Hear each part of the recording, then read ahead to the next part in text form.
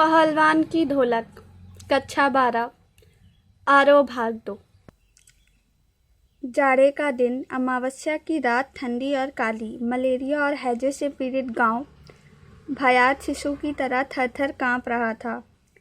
पुरानी और उजड़ी बांस फूस की झोपड़ियों में अंधकार और सन्नाटे का सम्मिलित साम्राज्य। अंधेरा और निस्तब्धता। अंधेरी रात चुपचाप आंसू बहा रही थी। निस्तब्धता करुण सिसकियों और आहों को बलपूर्वक अपने हृदय में ही दबाने की चेष्टा कर रही थी। आकाश में तारे चमक रहे थे। पृथ्वी पर कहीं प्रकाश का नाम नहीं। आकाश से टूटकर यदि कोई भावुक तारा पृथ्वी पर जाना भी चाहता तो उसकी ज्योति और शक्ति रास्ते में ही शेष हो जाती थी। अन्य तारे उसकी भावुकता अथवा असफलता पर खिलखिलाकर हंस पड़ते थे। सियारों का क्रंदन और पेचक की डरावनी आवाज़ कभी कभी निस्तब्धता को अवश्य भंग कर देती थी। गांव की झोपड़ियों से कराहने और कै करने की आवाज़, हरे राम हे भगवान की टेर अवश्य सुनाई पड़ती थी। बच्चे भी कभी कभी निर्बल कंठों से माँ माँ पुकार कर रो पड़ते थे, पर इससे रात्रि की निस्तब्धता में विशेष बाधा नहीं पड़ती थी। कुत्तों में परिस्थिति को ताड़ने की विशेष बुद्धि होती है। वे दिन भर राख के घूरों पर गठरी की तरह सिकुड़ कर मन मार कर पड़े रहते थे। संध्या या गंभीर रात्रि को सब मिलकर रोते थे। रात्रि अपनी भीषणताओं के साथ चलती रहती और उसकी सारी भीषणता को ताल ठोक कर ललकारती रहती थी। सिर्फ पहलवान की ढोलक संध्या से लेकर प्रातः तक एक ही गति से बजती रहती। चट धा गिर धा, चट धा गिर धा, यानी आ भेजा। बीच बीच में चटाक चट धा, चटाक चट धा, यानी उठाकर पटक दे, उठाकर पटक दे। यही आवाज़ मृत गांव में संजीवनी भर देती थी। यानी मलेरिया और हैजा पूरे के पूरे गांव में फैला हुआ था। वहाँ पे रात्रि को निस्तब्धता छाई रहती थी। खाली जो लोग बीमार रहते थे उन्हीं की उल्टी करने की आवाज़ और कै करने की मतलब उल्टी करने की आवाज़, चिल्लाने की आवाज़, हरे राम, यही सारी आवाज़ सुनाई देती थी।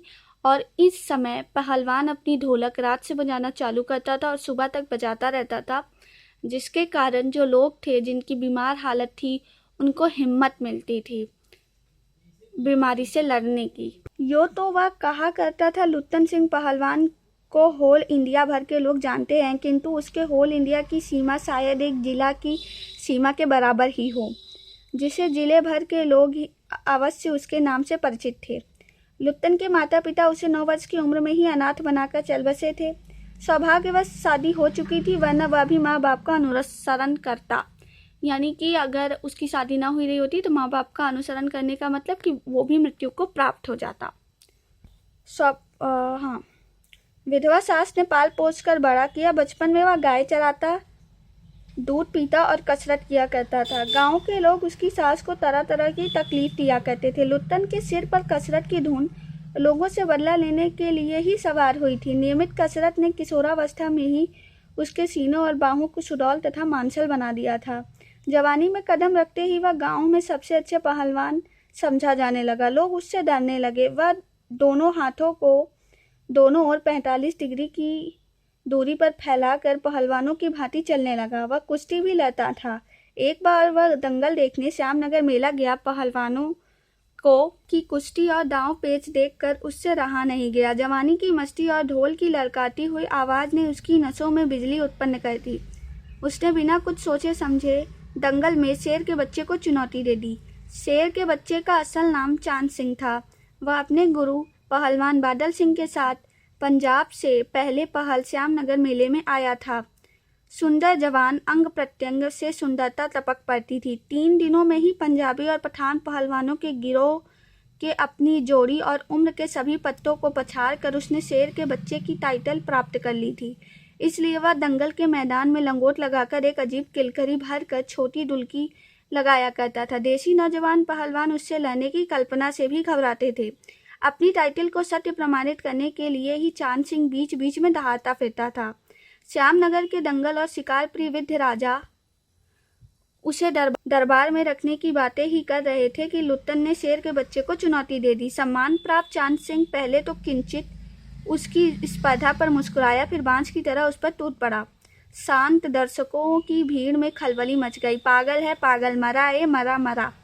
परवाह रे बहादुर। लुत्तन बड़ी सफाई से आक्रमण को संभाल कर निकल कर उठ खड़ा हुआ और पैतरा दिखाने लगा।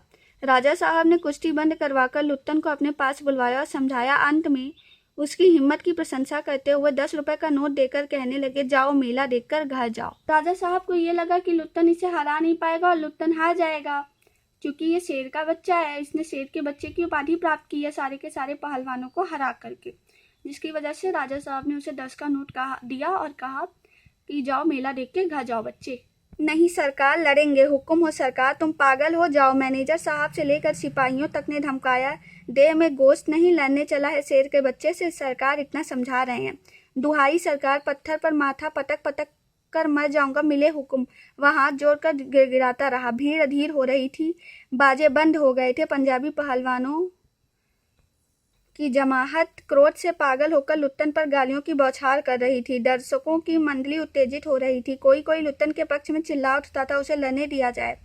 अकेला चांद सिंह मैदान में खड़ा व्यर्थ मुस्कुराने की चेष्टा कर रहा था। पहली पकड़ में ही प्रतिद्वंदी की शक्ति का अंदाजा उसे मिल गया था। विवश होकर राजा साहब ने आज्ञा दे दी, लेने दो।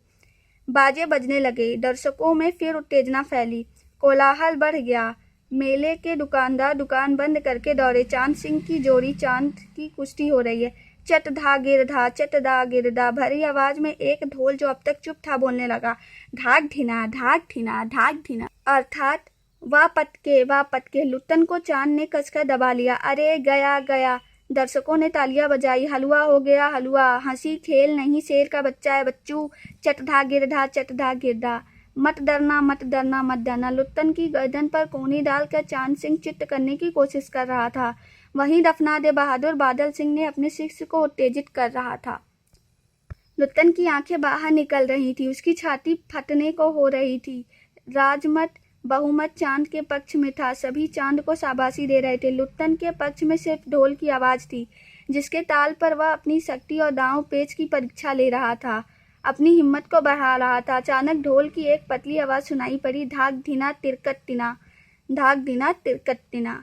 लुत्तन को स्पष्ट सुनाई दे रहा था। ढोल कह रहा था, दाव काटो बाहर हो जाओ, दाव काटो बाहर हो जा। लोगों के आश्चर्य की सीमा ही नहीं रही। लुत्तन दाव काट कर बाहर निकला और तुरंत लपक कर उसने चांद की गर्दन पकड़ ली। वाह रे मिट्टी के शेर, अच्छा बाहर निकल आया, इसलिए तो जनमत बदल रहा था। मोटी और भोंदी आवाज वाला ढोल बज उठा। चटाक चटधा, उठाकर पटक दे, उठाकर पटक दे। लुत्तन ने चालाकी से दाव और जोर लगाकर चांद को जमीन पर दे मारा। धाक धिना धिक धिना, अर्थात चित्त करो। लुत्तन ने अंतिम जोर लगाया। चांद सिंह चारों खाने चित्त हो गया। धाक धिना धाक धिना, धाक गिर धिड़ गिर गिड़।